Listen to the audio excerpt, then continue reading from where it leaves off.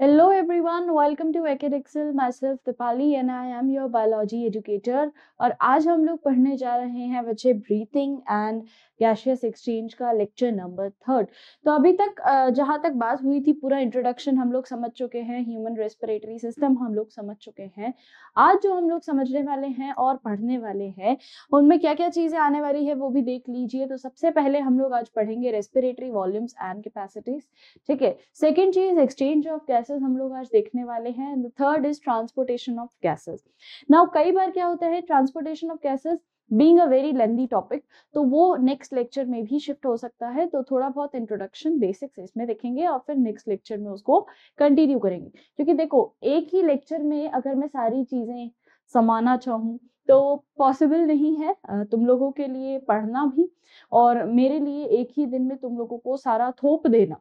मतलब मैं तो पढ़ा सकती हूँ, मेरे को कोई दिक्कत नहीं है, मेरा तो बढ़िया है, पर it doesn't make sense when you don't understand, है ना। तो इसीलिए आराम आराम से पढ़ेंगे, समझ समझ के पढ़ेंगे। जितनी चीजें आती है, लिमिटेड चीजें आती है तो कोई दिक्कत नहीं है, थोड़ा सा एक्स्ट्रा हो जाता है तो भी कोई दिक्कत नहीं।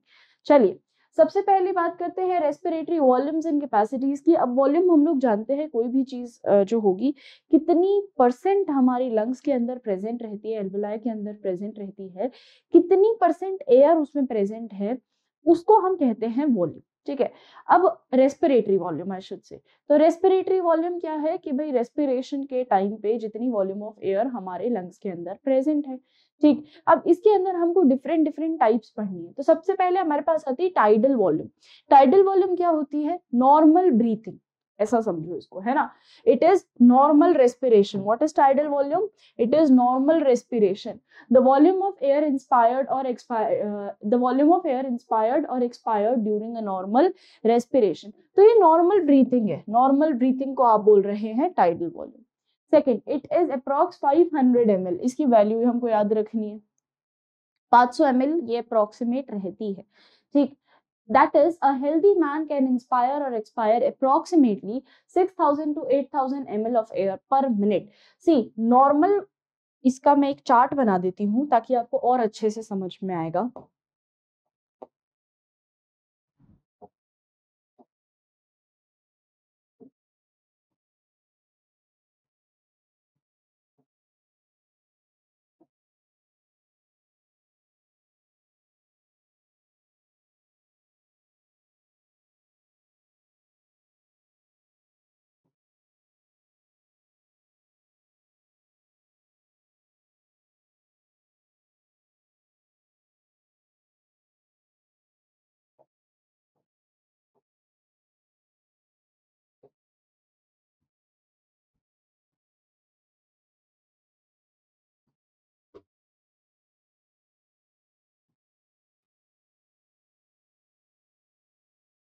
बेसिकली है, मेरे को तो एक तो समझ में भी नहीं आता, ऐसे थर्ड पार्ट है ऐसा समझ में नहीं आता ना कि क्या सही दिख रहा होगा।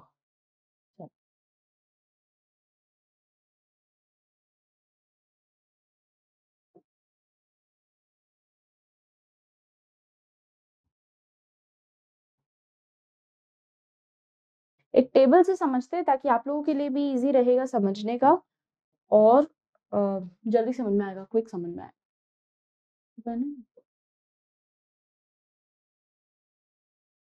पाँच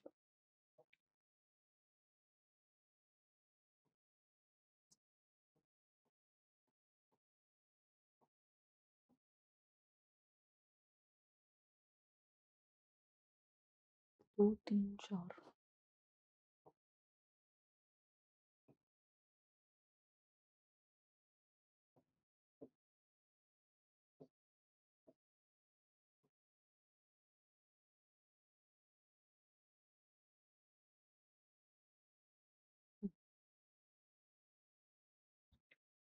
सबसे पहला आता है बेटा आपके पास टाइडल वॉल्यूम।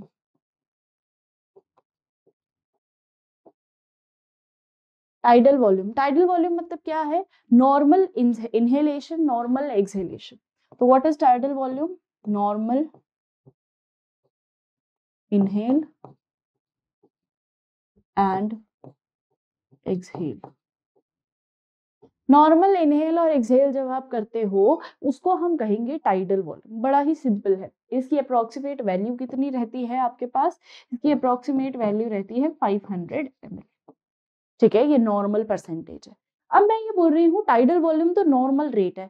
अगर मैंने फोर्सफुल इंस्पायर किया, फोर्सफुल में सांस अंदर ले रही हूँ, उसको हम क्या बोलेंगे? Inspiration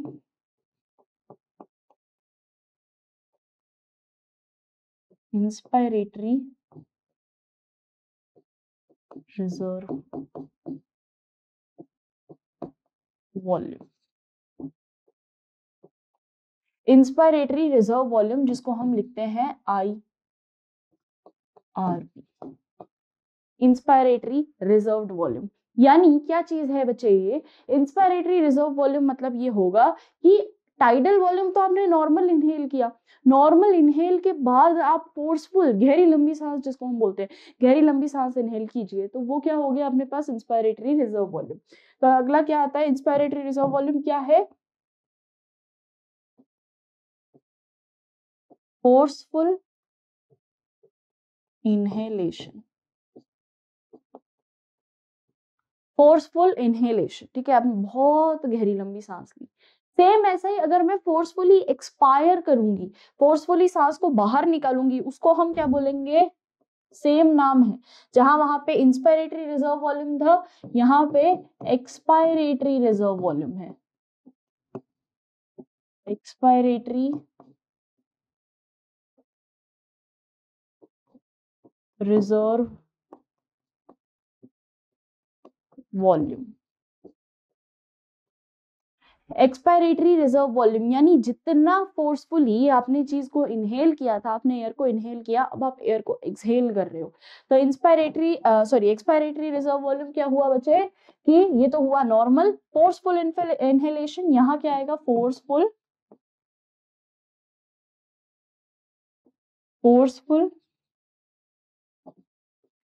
exhalation. ठीक है, अब होता क्या है कि हम जब इंस्पायर करते हैं, जब हम बहुत तेजी से सांस अंदर लेते हैं, इनहेल करते हैं, और या फिर बोल दो बहुत तेजी से सांस जब बाहर भी निकालते हैं, कुछ वॉल्यूम ऑफ एयर जो है वो स्टिल रहती है हमारे लंग्स के अंदर, और जरूरी भी होती है बच्चे। जरूरी क्यों होती है? क्योंकि देखो, अगर पूरी की पूरी मैं एयर बाहर निकाल दूं और उसमें वैक्यूम बना दूं एल्वियोलर सैक के अंदर, क्योंकि ये पूरा प्रोसेस जो कंप्लीट हो रहा है ये आपके एल्वियोलर सैक के अंदर हो रहा है। अब इस सैक के अंदर अगर हम पूरा का पूरा गैस इससे बाहर निकाल लेते हैं, इसको वैक्यूम बना देते हैं, तो इसकी जो वॉल होगी ना आपस में, ये कोलैप्स कर जाएगी, है ना, चिपक जाएगी। तो वही चीज हमको नहीं करवानी, और उसके लिए क्या प्रेजेंट रहता है इसके अंदर? कुछ ना कुछ एयर रहनी जरूरी है। ठीक है, तो अगर मैं चाहती हूँ कि ये जो बैग लाइक स्ट्रक्चर है, सैक लाइक स्ट्रक्चर है, ये ऐसा ही रहे, मतलब इसके अंदर थोड़ा बहुत एयर प्रेजेंट रहे, तो उसको हम कहते हैं रेसिड्यूअल वॉल्यूम। क्या बोलेंगे उसको हम?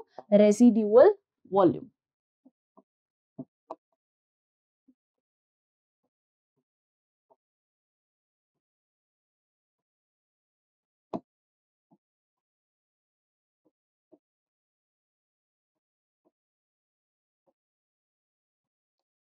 रेसिड्यूअल वॉल्यूम मतलब क्या हो गया? बचा हुआ, है ना। जितनी आपने एक्सपायर करनी थी एक्सपायर कर ली है, और जितनी आपने इनहेल करनी है इनहेल कर ली है। अब आपके पास कुछ वॉल्यूम है जो बच गई, ठीक है, उसको हम कहेंगे रेसिड्यूअल वॉल्यूम। ओके, सो अब रेसिड्यूअल वॉल्यूम क्या है बच्चे? कि आफ्टर रिमेनिंग एयर, है ना, remaining air in lungs after forceful inhalation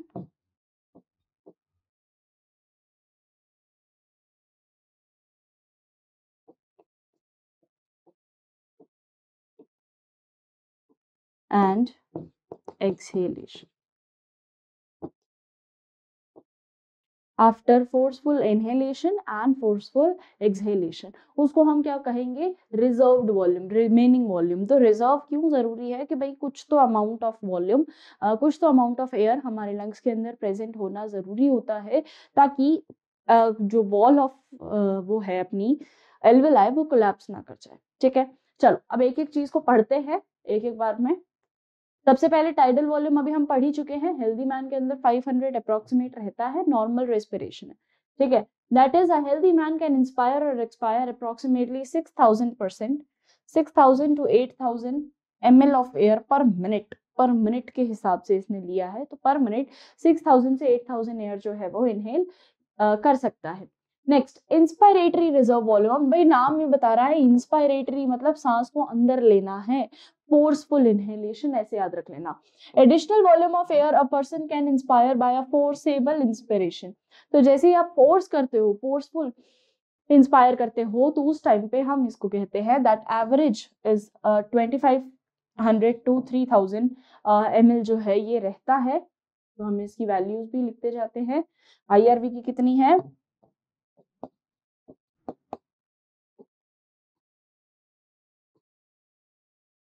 रहेगी। ठीक है, तो ये हमारे पास क्या आ जाता है बच्चे, IRV, inspiratory reserve volume. Next आता है एक्सपायरेटरी रिजर्व वॉल्यूम, कि कितनी फोर्सफुल एयर जो है आपने रिलीज की है। तो जितनी फोर्सफुल एयर आप इनहेल कर रहे थे, अब आप एक्सहेल की बात कर रहे हो। तो additional volume of air a person can expire forcible expiration, कि भाई अब वो जो एयर है वो बाहर निकल रही है और फोर्सफुली बाहर निकल रही है। ठीक है, तो हम उसको क्या बोलेंगे, respiratory expiratory reserve volume. That is average 10,000 ml to 1100 ml। ठीक है, 1000 से, सॉरी 10,000 हो गया था मैंने, 1000 से, इसको भी ये चीज लिख लेते हैं,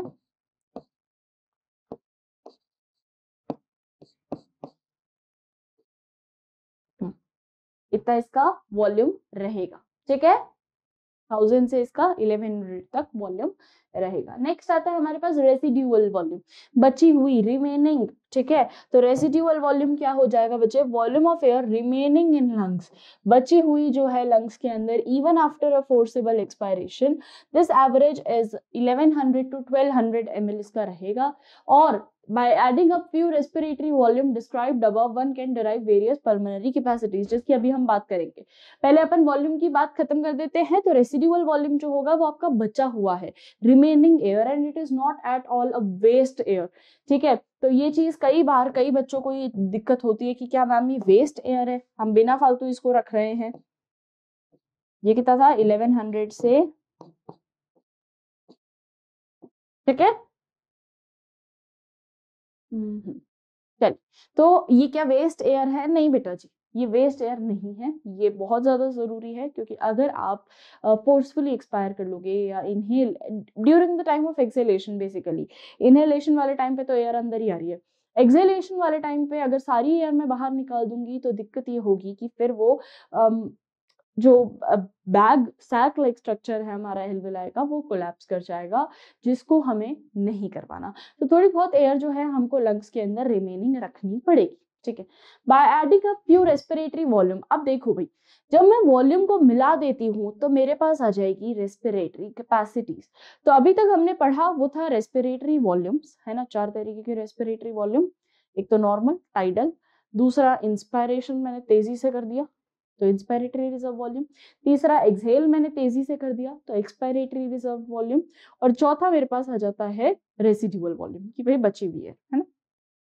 अब मैं इनमें से कुछ कुछ चीजों को जोड़ूंगी और कुछ कुछ चीजों से क्या क्या कैपेसिटीज बनाऊंगी, तो वो बताएगा मेरे को पल्मोनरी कैपेसिटीज। पल्मोनरी कैपेसिटीज है क्या चीज, what are pulmonary capacities, by adding a few respiratory volume described above one can derive various pulmonary capacities, जो हम क्लिनिकल डायग्नोसिस में यूज करते हैं। पहला आता है आपका इंस्पायरेटरी कैपेसिटी। अब ऑब्वियस ही बात है, कहीं ना कहीं इंस्पायरेशन से जुड़ा हुआ है। तो जब जब हमारे पास क्या आ जाता है बच्चे, टाइडल वॉल्यूम यानी नॉर्मल, जब हमारे पास tidal volume of air a person can inspire after a normal expiration, this includes tidal volume and inspiratory reserved volume। जब मेरे पास टाइडल वॉल्यूम और इंस्पायरेटरी रिजर्व वॉल्यूम जुड़ जाते हैं, अब मैं इनका बॉक्स कंप्लीट कर रही हूँ, है ना।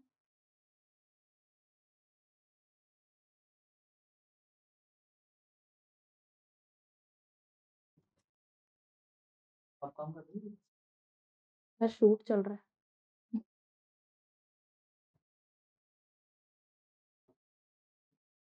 जब मेरे पास इंस्पायरेटरी, अब मैं कैपेसिटीज देखना कैसे बताऊं,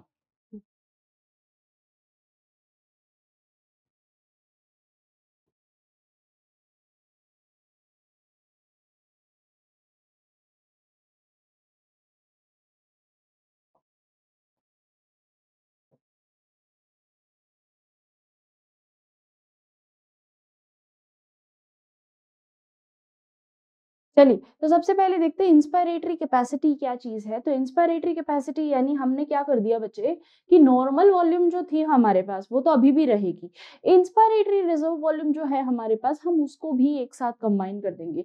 तो जब नॉर्मल एयर यानी टाइडल वॉल्यूम और इंस्पायरेटरी रिजर्व वॉल्यूम भी मेरे पास जुड़ जाती है, इसको मैं कहूंगी inspiratory capacity, IC, inspiratory capacity. ठीक है, तो इंस्पायरेटरी कैपेसिटी कितनी हुई जब आप टाइडल वॉल्यूम जो आप normal breathing inhalation normal exhalation कर रहे हो वो, और उसके साथ साथ फोर्सफुल इंस्पायर कर रहे हो वो चीज, तो उसको हम काउंट करेंगे इंस्पायरेटरी कैपेसिटी के अंदर। ठीक है, तो इंस्पायरेटरी कैपेसिटी पहली चीज। सेकेंड, ऐसे ही सेम होगी एक्सपायरेटरी कैपेसिटी, क्या चीज हो गई भाई, टाइडल वॉल्यूम ले लो नॉर्मल है ना, जिसको तुम नॉर्मल इनहेल एक्सहेल कर रहे हो, और उसके साथ तुमने फोर्सफुल एक्सहेलेशन भी मिला दिया। तो जब आप नॉर्मली इनहेल और एक्सहेल कर रहे हो यानी टाइडल वॉल्यूम, इसके साथ साथ आपने किसको मिक्स कर दिया, एक्सपायरेटरी रिजर्व वॉल्यूम को, है ना।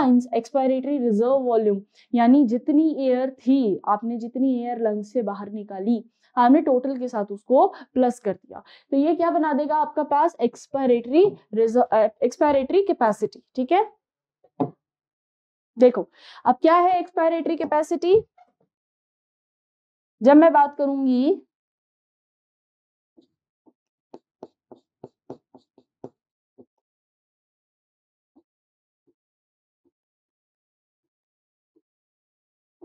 एक्सपायरेटरी कैपेसिटी, क्या हुआ, नॉर्मल टाइडल वॉल्यूम इसके साथ साथ एक्सपायरेटरी रिजर्व वॉल्यूम, दोनों ही चीजें जब मेरे पास काउंट होगी तो हम इसको कहेंगे expiratory capacity. Clear.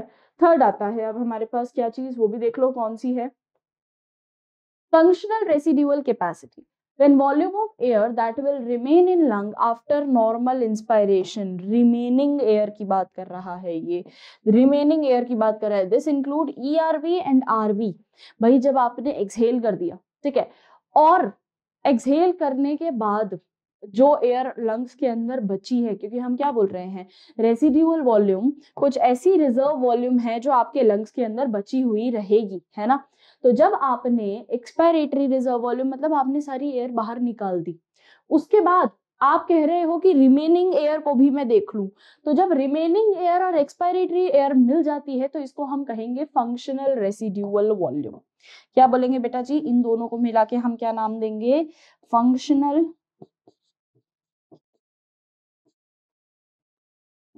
Residual volume, capacity sorry.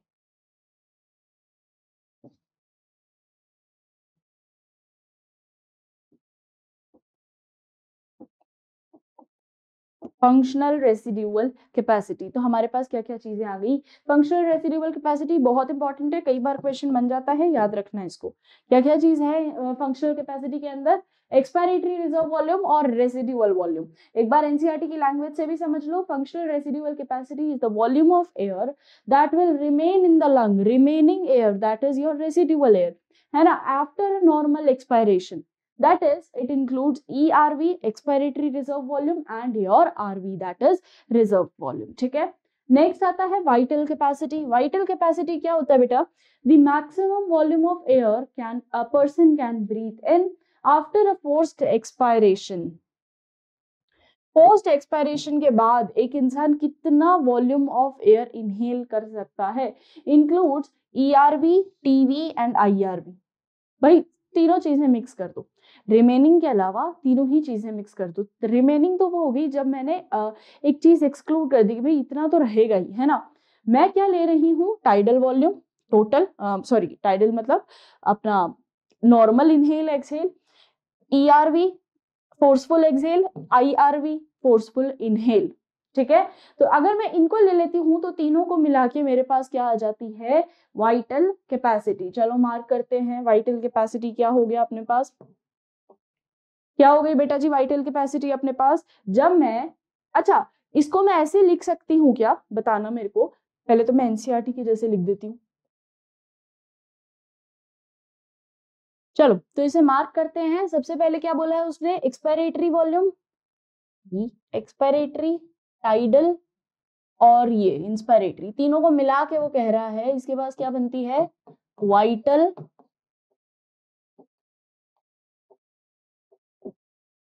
Capacity, vital capacity. तो वाइटल कैपेसिटी में मेरे पास तीनों चीजें आ गई। इसको मैं क्या ऐसे बोल सकती हूँ कि जब एक्सपायरेटरी कैपेसिटी और इंस्पायरेटरी कैपेसिटी को मैं मिला दूं, है ना, एक बार सोच के देखना, जब मैं एक्सपायरेटरी कैपेसिटी और इंस्पायरेटरी कैपेसिटी को मिला देती हूँ तो मेरे पास वाइटल कैपेसिटी बन जाती है। क्या मैं इसको ऐसे लिख सकती हूँ, जब मैं एक्सपायरेटरी कैपेसिटी इंस्पायरेटरी कैपेसिटी को मिला देती हूँ, मैं क्या ये चीज लिख सकती हूँ कि इसको हम वाइटल कैपेसिटी कहते हैं, है ना, लिख सकती हूँ। तो अगर वैसे आ जाए तो भी कोई दिक्कत नहीं है, अगर आपको तीनों प्लस करके बोले तो भी कोई दिक्कत नहीं होनी चाहिए। ठीक है, नेक्स्ट देखिए अगली चीज क्या बोलता है वो, अगला बोलता है टोटल लंग कैपेसिटी। अब पूरा टोटल मतलब सम अप कर दो सभी को, total volume of air accommodated in the lungs at the end of forceful inspiration, this includes, अब इसमें आरवी भी प्लस हो गया, तो RV, ERV, TV and IRV, और vital capacity plus residual volume. देखना मैंने क्या किया, चारों को प्लस कर दिया। जब मैं चारों को मिला देती हूं तो मेरे पास क्या बन जाएगा बेटा जी, जब मैं इन चारों को ही ले लूंगी,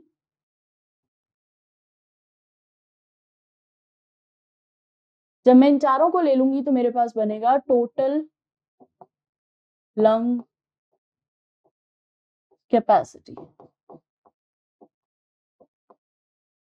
है ना, टोटल लंग कैपेसिटी। या फिर मैं इसको ये भी बोल सकती हूँ कि vital capacity plus reserve volume, बोल सकती हूँ कि नहीं, इसको ऐसे भी लिखा जा सकता है क्या, vital capacity plus reserved volume, लिखा जा सकता है कि नहीं लिखा जा सकता, क्योंकि वाइटल कैपेसिटी के अंदर ये तीन प्लस हो रहे हैं, है ना, और बचा कौन अपने पास, बस fourth section that is are reserved volume. तो मैंने क्या किया, IRV, ERV, टीवी और अपना रिजर्व वॉल्यूम को ऐड कर दिया, और ये बताता है आपकी टोटल लंग कैपेसिटी कि भाई तुम कितना इनहेल कर पा रहे हो एयर, कितना एक्सहेल कर पा रहे हो एयर, और तुम्हारी लंग्स के अंदर जितना भी परफॉर्मिंग है चीजें, वो किस तरीके से तुम्हारी बॉडी जो है वो कोई भी एयर को इनहेल कितना कर सकती है, कितना अमाउंट कर सकती है, एक्सहेल कितना अमाउंट कर सकती है।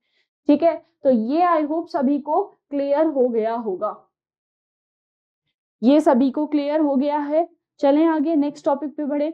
इसके अगला जो अपना टॉपिक आता है that is exchange of gases, और एक्सचेंज ऑफ गैसेस बड़ा ही तरीके से समझने के लिए तुम्हें एक बार डिफ्यूजन जान लेना बहुत ज्यादा आवश्यक है। देखो डिफ्यूजन क्या होता है, there is movement of particle from its higher concentration to lower concentration, बड़ा ही सिंपल टर्म है। तो हायर कंसेंट्रेशन से लोअर कंसेंट्रेशन में चीजों का जाना इज डिफ्यूजन। पर इस डिफ्यूजन के लिए मैं अगर तुमको कहूँ कि ये प्रोसेस एल्वियोलाई में कंप्लीट हो रहा है, तो ये कैसे आ रहा है, कैसे जा रहा है, मतलब कोई तो लेयर होनी चाहिए ना, कोई तो मेम्ब्रेन होनी चाहिए, तो उसके लिए नेसेसरी होता है डिफ्यूजिंग मेम्ब्रेन। तो एक डिफ्यूजन के प्रोसेस को कंप्लीट कराने के लिए, क्योंकि डिफ्यूजन कहाँ से कहाँ हो रहा है, पहले तो ये जानो कि डिफ्यूजन कहाँ से कहाँ हो रहा है। पहला डिफ्यूजन तो आपको जो है देखने को मिलेगा, first diffusion you will see an exchange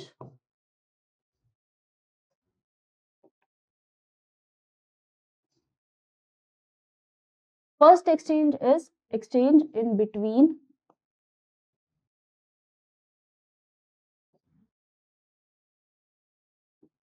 CO, exchange of, ऐसे लिखते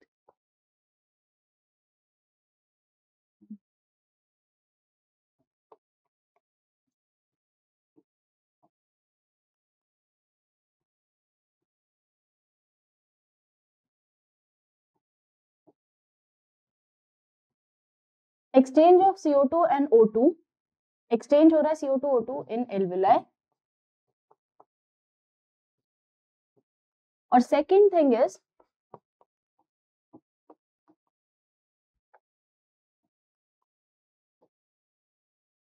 exchange of CO2 and O2 in exchange of CO2 and O2 in your blood tissues या blood capillaries या body tissues.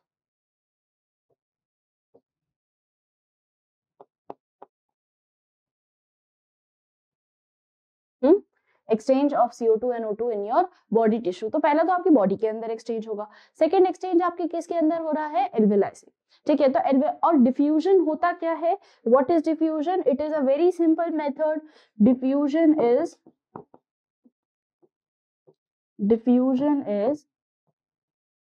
exchange or movement of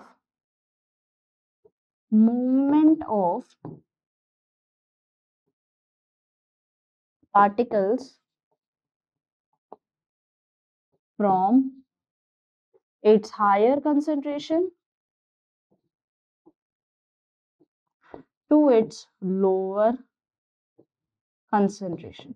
यही चीज है बच्चे, movement यही चीज है कि हायर कंसेंट्रेशन से लोअर कंसेंट्रेशन की तरफ बढ़ना है. अब मैं इसमें अगर बोलती हूँ partial pressure of oxygen move करेगा जहां पे ज्यादा है, ऑब्वियस ही बात है जहां पे ज्यादा है वहां से मूव करेगा वो जहां पे पार्शियल प्रेशर ऑफ ऑक्सीजन कम होगा. सेम गोज विथ अगर partial pressure of carbon dioxide यहाँ ज्यादा है तो यहाँ से मूव करेगा जहां पे पार्शियल प्रेशर ऑफ CO2 कम होगा. बड़ा ही सिंपल कंसेप्ट है, इसमें किसी को कोई डाउट? बड़ा ही आसान है. ये तो डिफ्यूजन वही तो है कि हायर से लो में जाना है, हाई से लो में जाना है, ज्यादा से कम की तरफ जाना है. ठीक है. अब ये ज्यादा से कम की तरफ जब जाता है तो उस टाइम पे एल्वेलाई में कैसे एक्सचेंज होता है ये देखो. ये एल्वेलाई है और इसके बाहर आपका ये this is your blood membrane. ठीक है. इसकी सेल्स बना देते हैं. एल्वेलाई का जब स्ट्रक्चर बनाया था उसमें हमने सेल्स बनाई थी. सिमिलर बच्चे ब्लड सेल्स भी रहेगी. ब्लड सेल्स भी तो होती है ना. तो ब्लड सेल्स भी अपन बना देते हैं.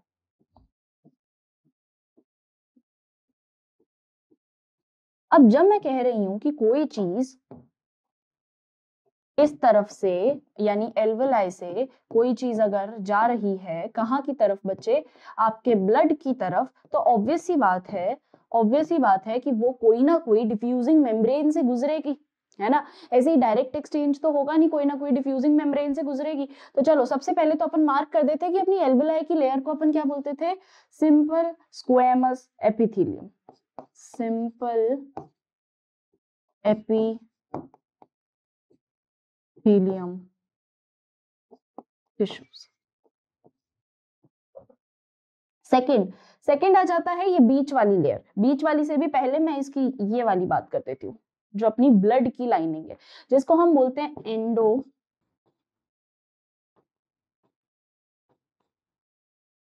एंडोथेलियम. ठीक है. तो हुआ क्या? सिंपल एपिथेलियम और एंडोथेलियम. एंडोथेलियम किसको बोल रही हूँ बच्चे मैं? ये ब्लड वाली लाइनिंग को. ठीक है. और सिंपल एपिथेलियम कौन सी हो गई? ये ऊपर वाली. ठीक है. सिंपल स्क्वेमस एपिथेलियम जो है वो ये आपकी ल्यूमन यानी आपकी जो एल्वेलाई है उसकी लेयर है. और एंडोथेलियम जो है आपके पास आपकी आरबीसी की यानी आपकी जो ब्लड कैपिलरी है उसकी सेल्स आ जाती है. बीच में इन दोनों के बीच में आपको एक लेयर मिलेगी. इन दोनों के बीच में आपको एक लेयर मिलती है जिसको हम क्या बोलते हैं बच्चे? ये जो बीच का स्पेस है मैं इसको हाइलाइटर से बना रही हूँ ताकि ये देखो ये वाला जो स्पेस है ऑब्वियस ही बात है यार इसका भी कुछ तो नाम होगा ही. अगर इसको रखा है तो इसका कुछ तो नाम रखेंगे ही.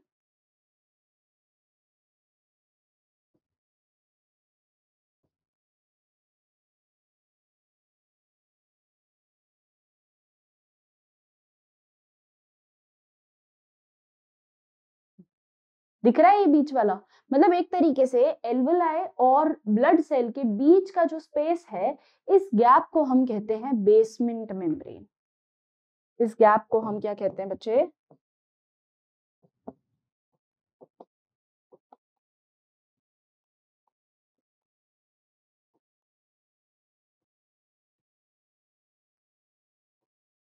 Basement membrane. और इन तीनों की मदद से जब आपका ये simple epithelium cells of alveoli, वैसे ही endothelium of blood and this basement membrane when three combines this form a diffusing layer, your diffusion membrane. ये क्या बनाएगी बेटा जी, जब तीनों मिल जाएंगी तो ये क्या बनाएगी आपकी डिफ्यूजन लेयर। डिफ्यूजन लेयर, यही इसी लेयर से हमको डिफ्यूजन करवाना है ना। और ये बहुत ज्यादा पतली होती है डिफ्यूजन लेयर जो है, आप देखोगे डिफ्यूजन लेयर मतलब less than 1 mm, less than 1 mm, मतलब सोचो कितनी अधिक अधिक अत्यधिक पतली है। क्योंकि डिफ्यूजन करवाना ना, डिफ्यूजन है क्या, चीजों का मूवमेंट है from its higher concentration to lower concentration, और उस कंसेंट्रेशन के ग्रेडियंट को मूव करवाने के लिए आपको पतला झिल्ली टाइप स्ट्रक्चर का ही इस्तेमाल करना पड़ेगा। अगर मैं ये लेयर बहुत ज्यादा मोटी बना देती हूँ तो ये डिफ्यूजन कंप्लीट ही नहीं हो पाएगा, कंडक्ट ही नहीं हो पाएगा। तो इसके लिए क्या नेसेसरी है कि ये जो लेयर बने मेरे पास, इन तीन की जो एक लेयर बन रही है मेरे पास, ये जो लेयर बन रही है मेरे पास, ये लेयर बहुत ज्यादा पतली होनी चाहिए। ठीक है, तो ये आते हैं आपके पास फैक्टर्स, कुछ फैक्टर्स जो डिफ्यूजन मेम्ब्रेन या डिफ्यूजिंग लेयर जो होती है वो कैसी होनी चाहिए। तो इसको हम डिफ्यूजन मेम्ब्रेन भी बोलते हैं, डिफ्यूजन लेयर भी बोलते हैं। ये लेयर सबसे पहला थिन होनी चाहिए। ठीक है, तो some factors exchange of gas,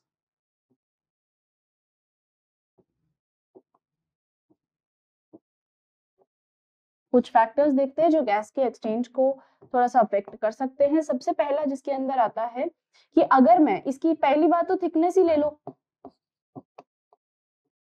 thickness of diffusion membrane. बेटा अगर ये थिक हुई, बहुत ज्यादा मोटी डिफ्यूजिंग मेम्ब्रेन हुई, तो ये चीजों को अंदर बाहर करने ही नहीं देगी। तो if there is thickness of membrane, तो ये चीजों को अंदर बाहर लेने ही नहीं देगी। तो जितना कम थिकनेस होगी उतना ज्यादा अच्छा डिफ्यूजन होगा। ठीक है, जितनी पतली होगी, जितना कम थिकनेस होगा उतना ज्यादा अच्छा डिफ्यूजन। तो थिकनेस इज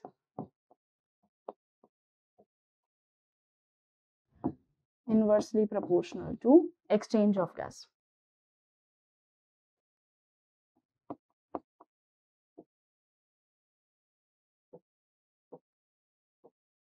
सबसे पहला पॉइंट।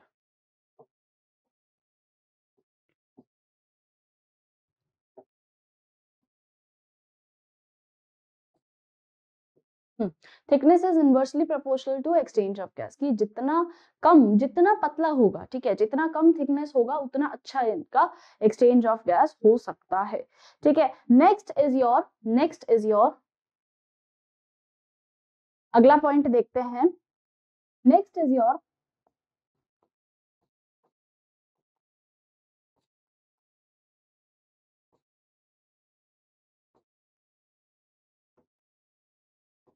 Partial pressure gradient. जितना ज्यादा पार्शियल प्रेशर होगा उतना अच्छा एक्सचेंज ऑफ गैस हो सकता है। तो पार्शियल प्रेशर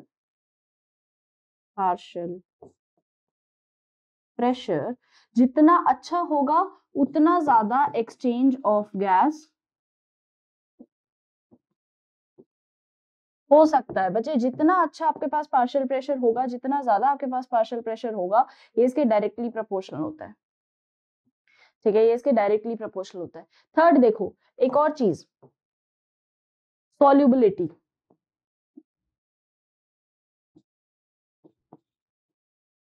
देखो हमारी प्लाज्मा मेम्ब्रेन किसकी बनी है, लिपिड्स, है ना, लिपिड और प्रोटीन, लिपिड की बेसिकली। तो वो जो लिपिड है, अगर कोई चीज उस लिपिड में सॉल्यूबल हुई तो वो आसानी से अंदर बाहर कर सकती है, एक्सचेंज हो सकती है। तो जो चीज की सॉल्युबिलिटी अच्छी होगी वो अच्छी तरह से डिफ्यूज कर पाएगा। जो इजीली सॉल्यूबल नहीं होगा वो कंटेंट्स जो है वो डिफ्यूज ही नहीं हो सकते, या वो एक्सचेंज ऑफ गैस ही नहीं हो सकते। तो अगर कोई चीज अच्छी सॉल्यूबल है, सॉल्युबिलिटी यानी इफ इट इज सॉल्यूबल, तो वो क्या करेगा, दिखाएगा अच्छा एक्सचेंज ऑफ गैस।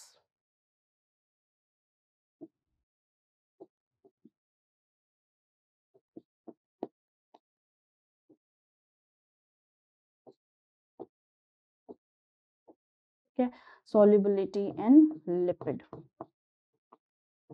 लिपिड क्यों बोल रही हूं मैं स्पेसिफिकली, क्योंकि आपकी लिपोप्रोटीन लेयर होती है बेटा जी।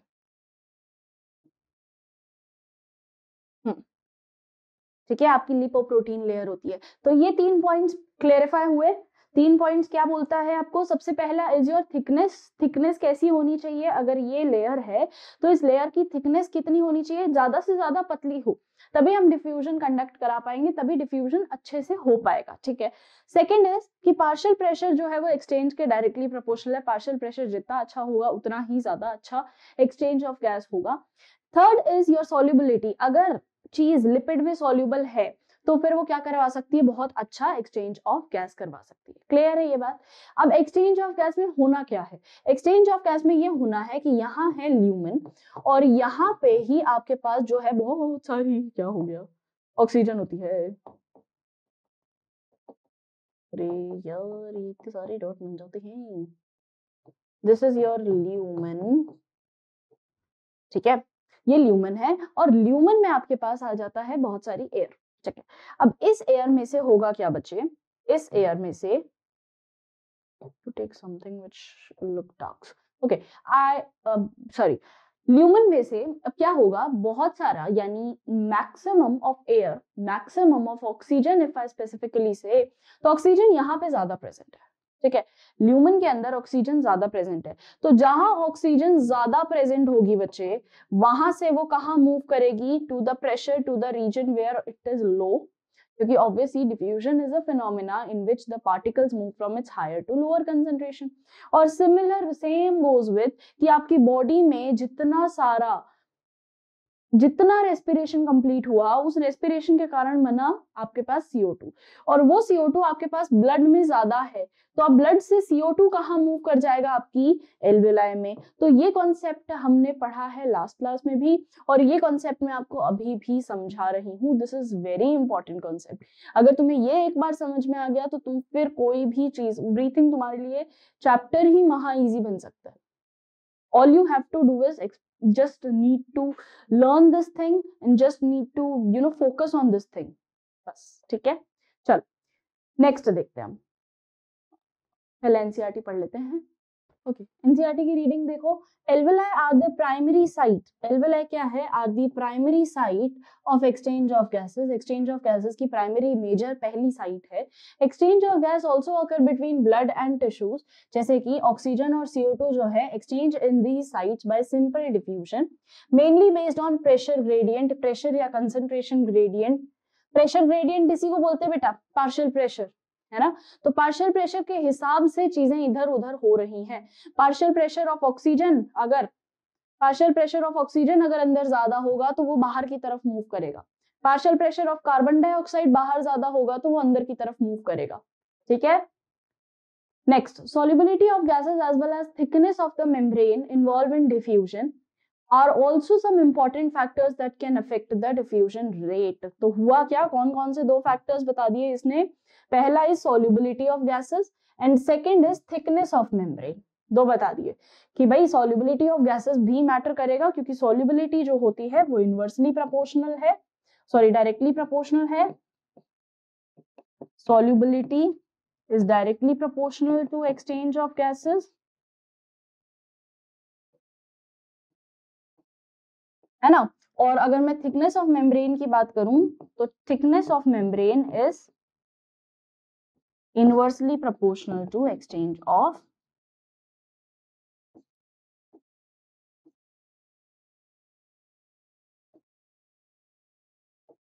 गैस।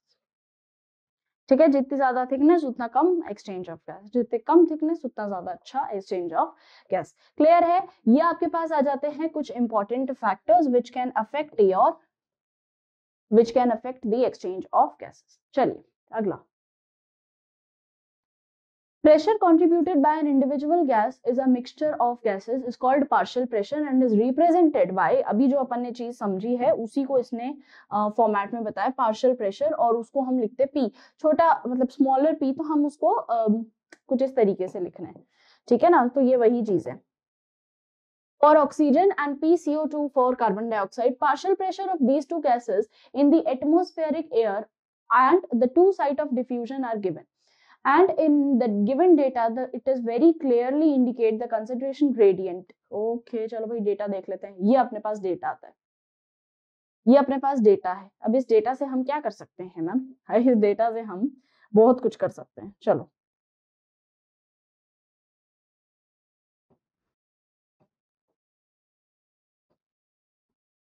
ये आपके पास हार्ट है.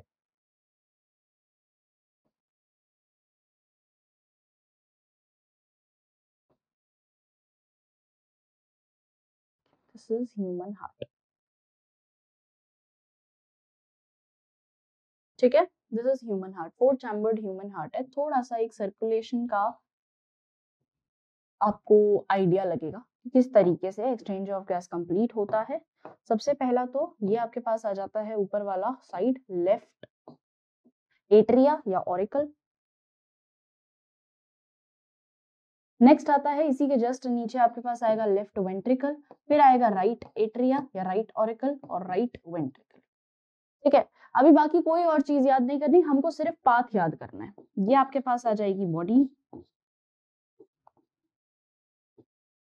और ऊपर आएंगे आपके पास लंग्स.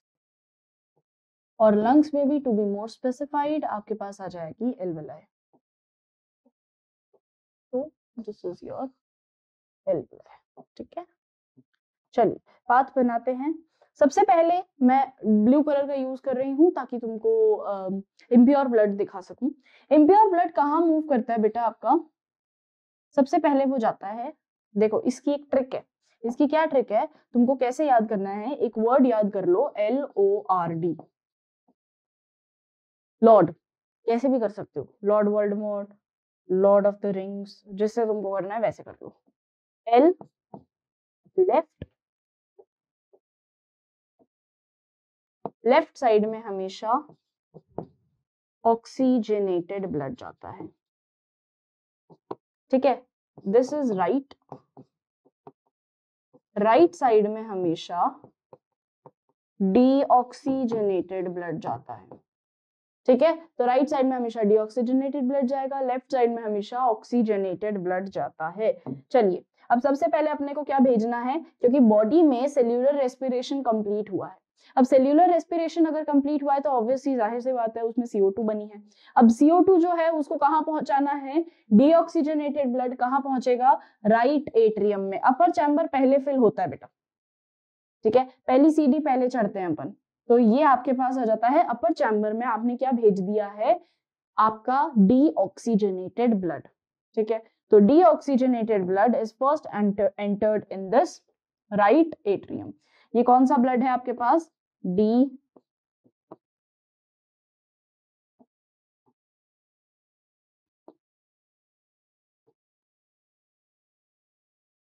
Deoxygenated blood. और ये आपका यूज होता है बाय, और कौन लेके जाएगा इसको? Vena cava.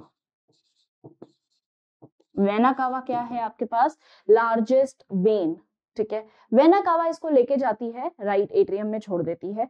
फिर उसके बाद आता है आपके पास यही सेम ब्लड है, यही सेम ब्लड चल रहा है. ये पूरा फिल हो जाएगा एट्रिया, तो ये सारा ब्लड वेंट्रिकल में आ जाएगा. वेंट्रिकल से ये सारा ब्लड कैरी होता है बेटा जी आपका लंग्स की तरफ. वेंट्रिकल से आपके पास जाएगा ये सारा का सारा ब्लड लंग्स में. लंग्स में कौन प्रेजेंट है? लंग्स में आपके पास है एल्वेलाई. एल्वेलाई का अभी अपन ने सीखा, एल्वेलाई में होगा डिफ्यूजन. होगा कि नहीं होगा डिफ्यूजन? एल्वेलाई में डिफ्यूजन होगा, यानी कि ये ले तो लेगा कार्बन डाइऑक्साइड और क्या दे देगा आपको? ऑक्सीजन. तो ये कार्बन डाइऑक्साइड ले लेगा और ऑक्सीजन दे देगा. बड़ा सिंपल. अब ब्लड के अंदर जब ऑक्सीजन मिक्स हो ही चुका है तो अब हम उसको क्या बोलेंगे बेटा? अब हम उस ब्लड को बोलते हैं oxygen rich blood, oxygenated blood. और ऑक्सीजनेटेड ब्लड सबसे पहले जाता है लेफ्ट एट्रिया में. लेफ्ट साइड में ऑक्सीजनेटेड ब्लड मूव करेगा. तो हमारे पास क्या आ गया है? लेफ्ट साइड में इसको हम कहते हैं पल्मोनरी. उल्टा काम करता है ये, pulmonary vein. This is your pulmonary artery. Artery हमेशा सीधा काम करती है, ये सीधा काम क्या कि आर्टरी हमेशा ऑक्सीजनेटेड ब्लड लेके आती है, except for one artery, that is your pulmonary artery. Pulmonary artery हमेशा डीऑक्सीजनेटेड ब्लड लेके जाती है, ठीक है। और पल्मोनरी वेन, पल्मोनरी वर्ड याद कर लो उल्टा होता है, और पल्मोनरी से कनेक्टेड जितनी वेन और आर्टरी होगी वो होगी लंग्स, क्योंकि हम पल्मोनरी वर्ड लंग्स के रिस्पेक्ट में यूज कर रहे हैं, है ना। तो पल्मोनरी वेन क्या हो गई, लंग्स से आता हुआ जितना भी ब्लड है, ठीक है। अब ये सारा का सारा ऑक्सीजनेटेड ब्लड जो है ये आपका मूव करता है टूवर्ड्स वेंट्रिकल, और वेंट्रिकल के बाद जाने में ये फिर आपका पूरी बॉडी के अंदर घूम जाता है। तो बॉडी में जब ब्लड गया तो बॉडी में ब्लड किसके थ्रू जाता है, by aorta, by aorta. Aorta is your largest artery, और ये अओर्टा जो होती है ये आपकी बॉडी में कौन सा ब्लड लेके जा रही है बच्चे, ऑक्सीजनेटेड ब्लड। तो अगर तुम यहाँ देखो तो तुम्हारा ब्लड गया कौन सा था, डीऑक्सीजनेटेड ब्लड गया था, पल्मोनरी आर्टरी डीऑक्सीजनेटेड, ऑक्सीजनेटेड हो गया है ये, और ये बॉडी में पूरी तरीके से पहुंच चुका है। और इसी चीज का आपके पास ये रेशो आता है, एक एक रेशो मैं फिल करती जा रही हूँ। सबसे पहले तो आता है एटमॉस्फेरिक एयर। एटमॉस्फेरिक एयर का वॉल्यूम क्या रहता है, 159 और 0.3। चलो इसको अपन मैं डायरेक्ट इस पे लिख देती हूँ। चलिए एक एक चीज लिखेंगे। सबसे पहले आता है आपके पास respiratory gases, partial pressure of oxygen दे रखा है आपको, पार्शियल प्रेशर ऑफ CO2 दे रखा है आपको, ठीक है। Partial pressure of oxygen atmospheric air का 159 है और CO2 का 0.3 है।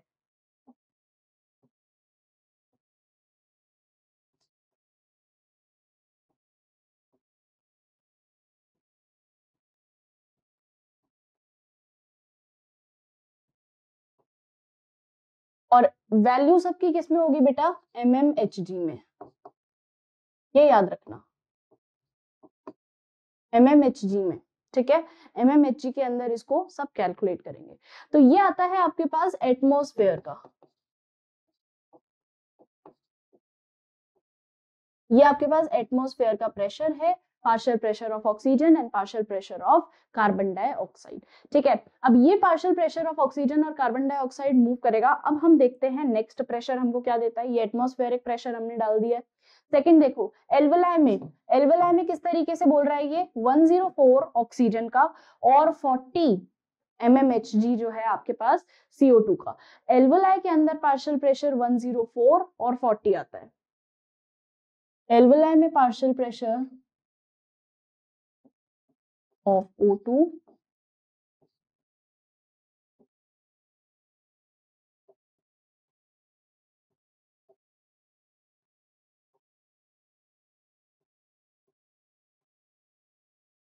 ठीक है।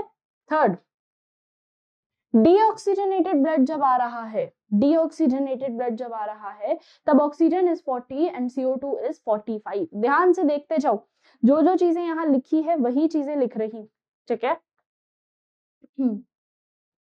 यहाँ हमारे पास डीऑक्सीजनेटेड ब्लड है तो partial pressure of oxygen this is 40 and 45, ठीक है। डीऑक्सीजनेटेड ब्लड यही है हमारे पास, इसका प्रेशर दे दिया। फिर उसके बाद आता है ऑक्सीजनेटेड का कितना आता है, 95 और 40। चलो लिख लेते हैं, ये ऑक्सीजनेटेड है तो पार्शियल प्रेशर ऑफ ऑक्सीजन कितना है बच्चे अपने पास यहाँ पे, 95 और 40।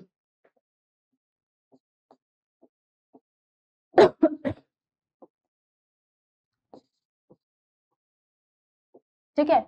अगला लास्ट आपके पास क्या आता है, टिश्यू के अंदर जब एक्सचेंज ऑफ गैस होगा तो वो होगा 40 और 45, यानी 40 of oxygen and 45 of carbon dioxide.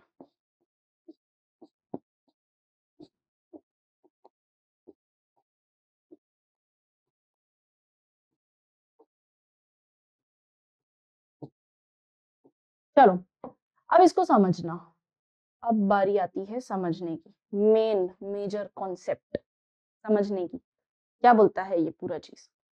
तो मैं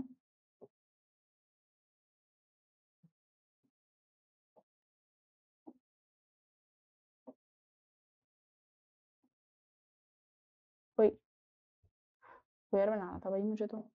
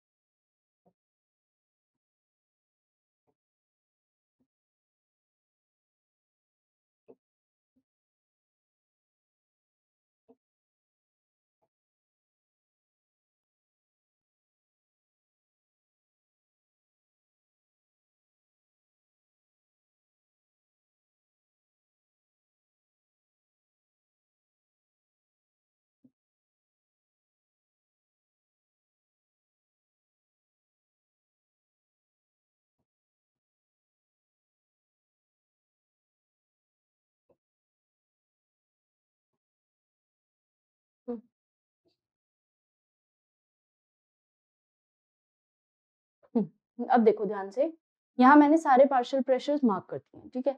अब इनको पढ़ेंगे एक एक को। सबसे पहला वाला क्या बोलता है बेटा, अब तुम जो मैं चीज बोल रही थी कि चीजें higher partial pressure higher concentration से लोअर कंसेंट्रेशन में जाता है, ये उसका वैलिड प्रूफ है। कैसे प्रूफ है? सबसे पहला देखो कि यहाँ अगर मैं एटमॉस्फेयर से शुरू करते हैं, चलो सबसे बाहर से।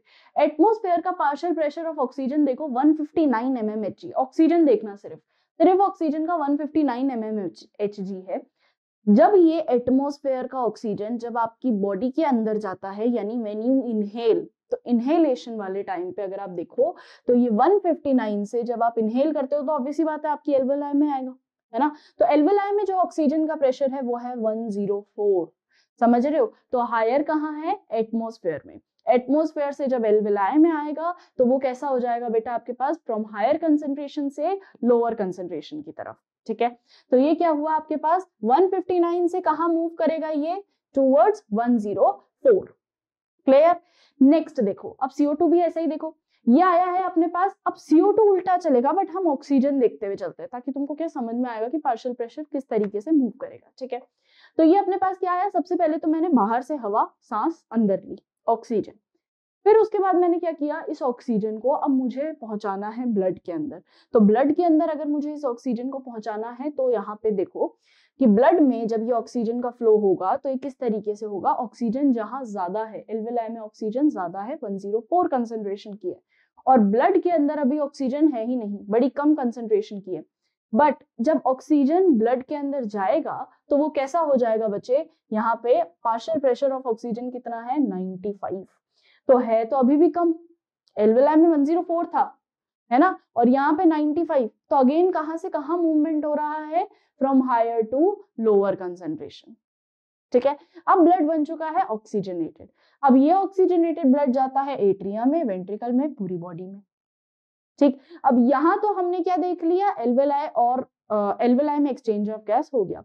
अब टिश्यू भी तो एक्सचेंज ऑफ गैस करेगी, तो टिश्यू जब एक्सचेंज ऑफ गैस करती है तब भी देखो यहाँ पे 95% कंसंट्रेशन है और यहाँ पे 40% कंसंट्रेशन है ना। तो यानी जब ऑक्सीजन आ रही है तो ऑक्सीजन अपने हायर कंसंट्रेशन से लोअर कंसंट्रेशन में मूव कर रही है, ठीक है। हायर कंसेंट्रेशन से लोअर कंसेंट्रेशन में मूव कर रही है।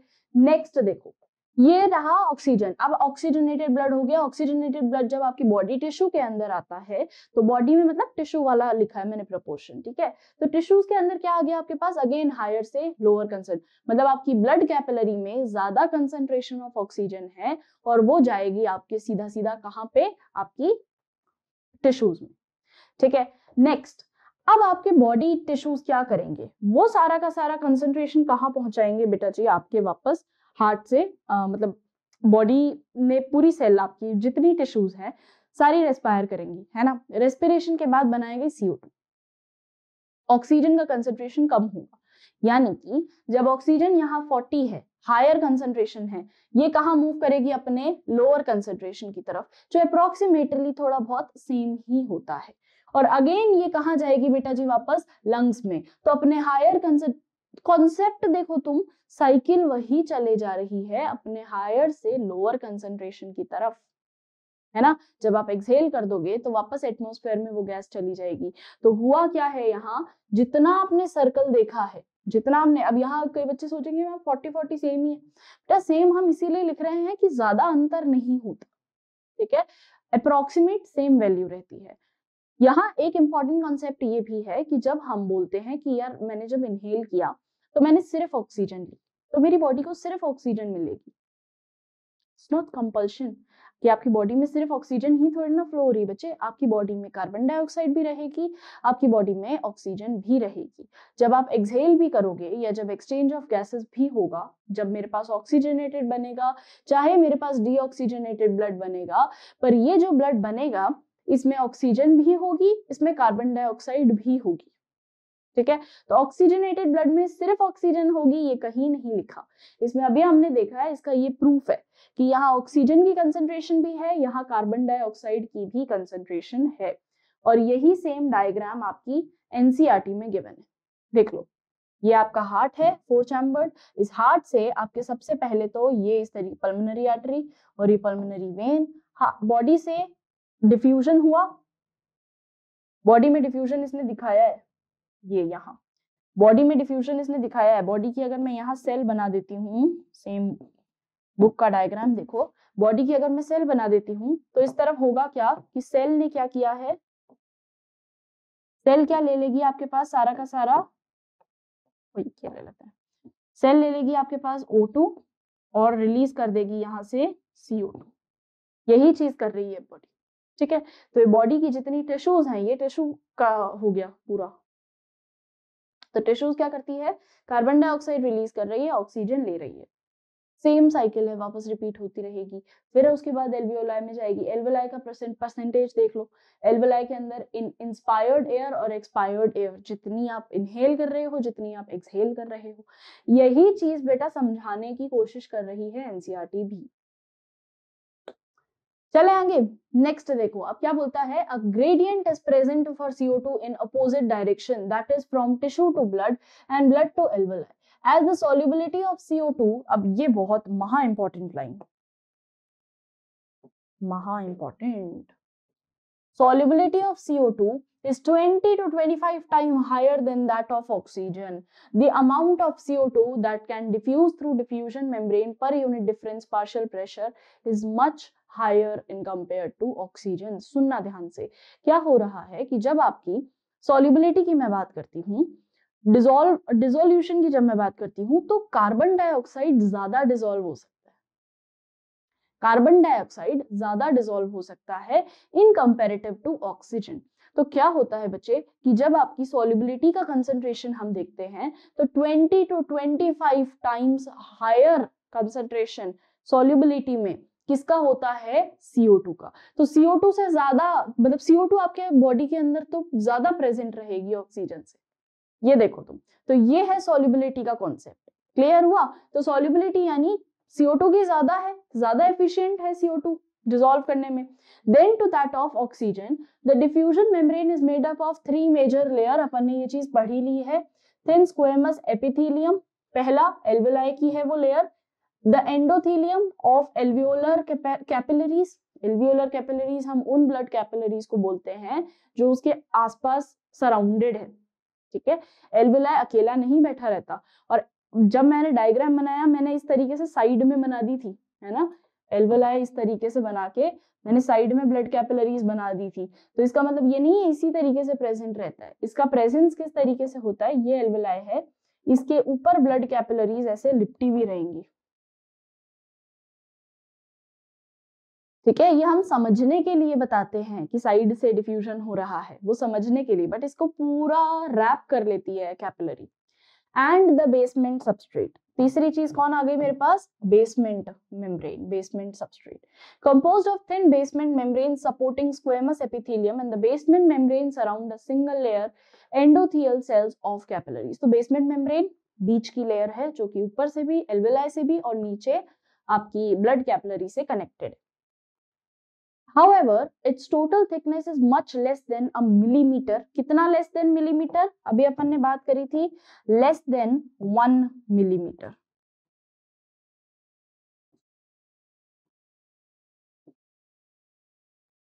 less than 1 mm. Wait. So in between them, however, its total thickness is much in less than a millimeter. Therefore, all the factors in the body are favorable for diffusion of oxygen from alveoli to tissue and that of CO2 from tissue to alveoli. तो tissue से alveoli लेके जाना है, alveoli से tissue लेके आना है और उसका प्रेशर, उसका कंसंट्रेशन ग्रेडियंट हमने अभी देख लिया. ये देख लो, एक और डायग्राम आ गया है आपके पास. ये बेसमेंट मेम्ब्रेन है आपकी, ये endothelium membrane of epithelial blood tissue है और ये स्क्वेमस एल्वियोलर. ठीक है, और ये तीनों ही चीजें मिला के आपका क्या बनता है, पूरा का पूरा लिखा नहीं है तो यहाँ लिख देते हैं, डिफ्यूजिंग या डिफ्यूजन मेम्ब्रेन.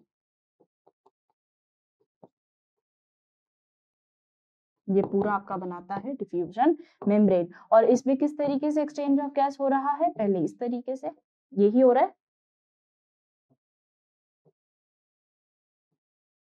कैसे, कौन कहाँ जा रहा है, ऑक्सीजन अंदर की तरफ आ रही है, CO2 एल्वेलाई में जा रही है. क्लियर है, समझ में आया. तो ये डायग्राम्स बहुत इंपॉर्टेंट है जिस तरीके से दिए हुए हैं. चल अब अगली बात करते हैं ट्रांसपोर्टेशन की.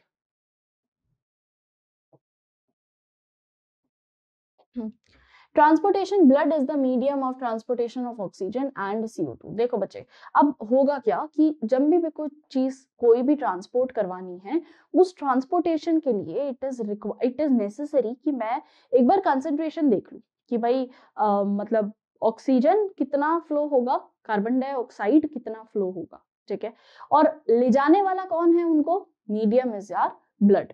तो होगा क्या कि अभी अपन देखते हैं जैसे ब्लड, अब मैं कैसे समझाऊं इसको.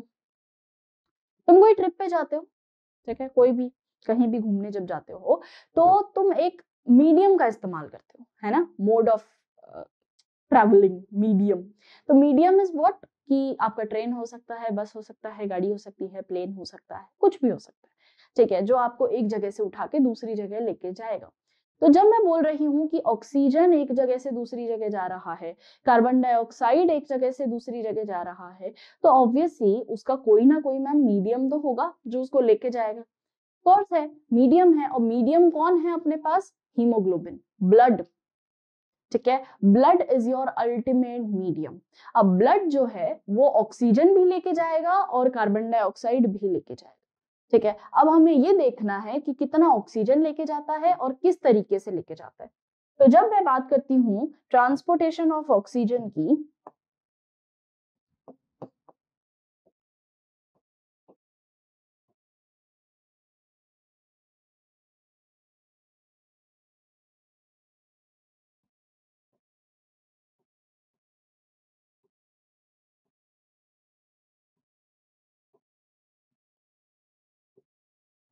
ट्रांसपोर्टेशन ऑफ ऑक्सीजन की, तो ट्रांसपोर्टेशन ऑफ ऑक्सीजन कंप्लीट हो सकता है दो मेथड से.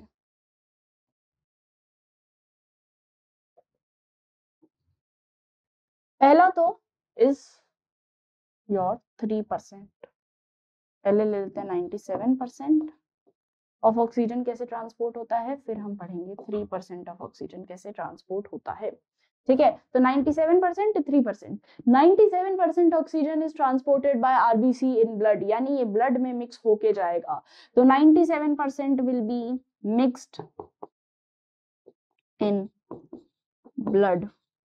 और ब्लड में भी to be more specified, blood के अंदर मैम कैसे जा सकता है, ये ब्लड से कैसे मूव करेगा, तो ये बच्चे ब्लड में, ब्लड यानी आपके पास आ जाता है आरबीसी, और आरबीसी को जब भी मैं डिफाइन करती हूँ तो मैं इसको करूंगी as the presence of haemoglobin.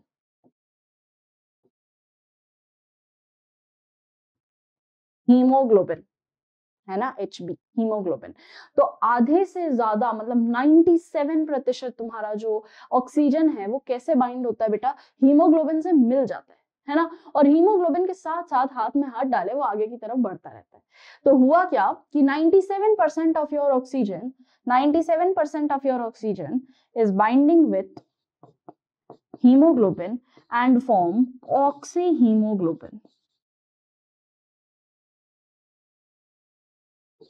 And form oxy haemoglobin. Oxy haemoglobin यानी ऑक्सीजन के साथ बाइंड हुआ हीमोग्लोबिन, ठीक है, ऑक्सीजन के साथ बाइंड होते हुआ हीमोग्लोबिन, और इसके कारण ये पूरी बॉडी के अंदर फैल जाएगा। अब हीमोग्लोबिन में क्या चीज होती है बच्चे? हीमोग्लोबिन में दो चीजें होती है, एक तो होता है आपका आयरन और कुछ कंपोनेंट्स जो कि एसेंशियल होते हैं, जैसे कि आपके अमीनो एसिड्स, ठीक है। एक तो हो गया आपके पास आयरन और एक हो गए कुछ अमीनो एसिड्स, पॉलीपेप्टाइड चेन बनती है अमीनो एसिड्स, ठीक है। तो ये हम वैसे सीखेंगे प्रिंसिपल ऑफ इनहेरिटेंस पे भी, पर अभी भी समझ लो कि जब मैं चेन की बात करती हूँ तो चेन में होता है अल्फा बीटा चेन, है ना। अल्फा बीटा चेन यानी हीमोग्लोबिन में दो पार्ट आते हैं, एक तो आता है हीम पार्ट जो कि आपका कंप्राइज करता है Fe आयरन, और एक आता है आपके पास ग्लोबिन पार्ट जो कि कंप्राइज करता है आपके पास पॉलीपेप्टाइड चेन।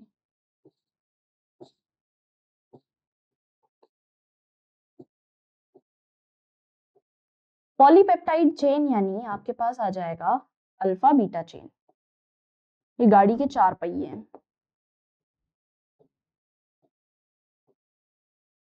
ये अल्फा बीटा अल्फा बीटा ऐसे रहते हैं ये, ठीक है, अल्फा बीटा, ये आपके पास गाड़ी के चार पहिए। अब इन चार पहियों के बीच में अगर आप देखो तो सेंटर में आपको मिल जाएगा आपका आयरन, सेंटर में इज दिस आयरन, ठीक है। सेंटर में आपके पास Fe आ जाता है, सेंटर में Fe आ जाता है, और ये जो आपके पास चेन है दिस इज पॉलीपेप्टाइड चेन। तो ये जो चेन होगी ये होगी आपके पास पॉलीपेप्टाइड चेन, और अगर सेंटर की बात करूं तो सेंटर में आपके पास आ जाएगा आयरन। तो होगा क्या कि ऑक्सीजन आयरन के साथ बाइंड हो जाता है, और ये हीमोग्लोबिन एक तरीके से समझो गाड़ी है, ठीक है। ये जो ग्लोबिन चेन है ये गाड़ी है। अब गाड़ी कैसे बनाते हैं? ऐसे। घर क्यों लग रहा है मुझे ये? शायद गाड़ी नहीं बना पा रही, रुको।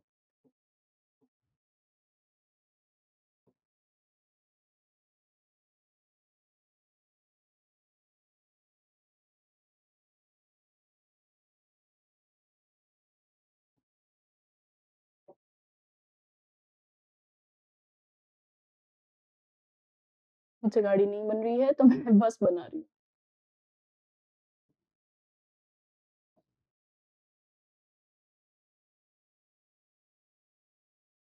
खतरनाक गाड़ी बनाई है मैंने, कोई बात नहीं। देखो, अब ये गाड़ी के चार पहिए है ना, इमेजिनेशन, अगर एक दो पहिया आ गया तो दो पहिए इसके पीछे हैं, है ना। अब होगा क्या कि यहाँ पे बाइंड कर जाएगा आपका कौन? प्यारा ऑक्सीजन, और ऑक्सीजन गाड़ी के पहियों के साथ बाइंड करके इस गाड़ी में बैठ के और अगला बंदा निकल जाता है। तो इस तरीके से ये ऑक्सी हीमोग्लोबिन बना के आगे की तरफ बढ़ता जाता है। तो ये आपकी गाड़ी में बैठ गया है आपके पास कौन? ऑक्सीजन। ऑक्सीजन है आपका मेन कंपोनेंट जिसको हमको आगे लेके जाना है। तो ऑक्सीजन आपकी गाड़ी के अंदर बैठ चुका है आयरन के साथ बाइंड करता हुआ। अब आयरन हीमोग्लोबिन का मेन पार्ट बनाता है, तो हम इसको कहते हैं कि हीमोग्लोबिन के साथ बाइंड हो गया, सिंपल। तो हीमोग्लोबिन जब ऑक्सीजन के साथ बाइंड होता है तो उसको हम कहते हैं ऑक्सी हीमोग्लोबिन, नाम याद रखना, ठीक है। तो ऑक्सी हीमोग्लोबिन आगे जाता है और 97 पार्ट इसका इसी तरीके से कंप्लीट होता है। नेक्स्ट, अब बात करते हैं इस तीन पार्ट की। 3% जो ऑक्सीजन है ये आपका जाता है as an dissolved form, dissolved form in plasma। ये प्लाज्मा में डिसॉल्व फॉर्म में जाता है। प्लाज्मा क्या होता है ना, प्लाज्मा क्या होता है? जब आपका ब्लड है, ब्लड के अंदर क्या क्या चीजें आ रही है आपकी? एक तो आपकी आरबीसी, एक आपकी डब्ल्यूबीसी, और ये एक प्लेटलेट्स, मतलब आपका जितना ब्लड सेल है वो, और ये सब एक लिक्विड के अंदर फ्लो हो रहे हैं, है ना। ब्लड तुम्हारा लिक्विड कंपोनेंट है, ये सारी चीजें लिक्विड में फ्लो हो रही है सब। जो वो लिक्विड है, वो लिक्विड क्या कंसिस्ट करता है? बहुत सारे सॉल्ट्स, बहुत सारे न्यूट्रिएंट्स। तो वो जितने सॉल्ट और न्यूट्रिएंट उस लिक्विड के अंदर है, वो liquid plus your blood cells comprises your blood, है ना, वो ब्लड बना रही है। अब मैं अगर कह देती हूँ कि वो प्लाज्मा जो है ये तो ब्लड सेल के साथ मिलके बन रहा है, है ना। ये तो ब्लड सेल, आरबीसी क्या है आपकी, ब्लड सेल है, तो ये ब्लड सेल के साथ मिलके जा रहा है। 97% तो ऐसे जा रहा है, 3% कैसे जा सकता है, आपके प्लाज्मा में मिक्स होके, ठीक है, प्लाज्मा में मिक्स होके वो साथ साथ निकलता जाता है। तो हुआ क्या कि आपके पास 97% of your oxygen mixes with haemoglobin to form oxy haemoglobin and move. 3% of your oxygen moves in dissolved form and is dissolved in plasma। याद रखिएगा ये चीज, ठीक है। इसको हम नेक्स्ट लेक्चर में कंटिन्यू करेंगे, और नेक्स्ट लेक्चर में मैं आपको बताऊंगी कि कार्बन डाइऑक्साइड भी डिफ्यूज होता है तो वो किस तरीके से होता है, उसके साथ ऑक्सीजन डिसोसिएशन कर्व हम देखेंगे और कुछ डिजीजेस को डिस्कस करेंगे। ओके एवरीवन, आई होप आपको लेक्चर समझ आया होगा। Bye bye, have a great day, take care.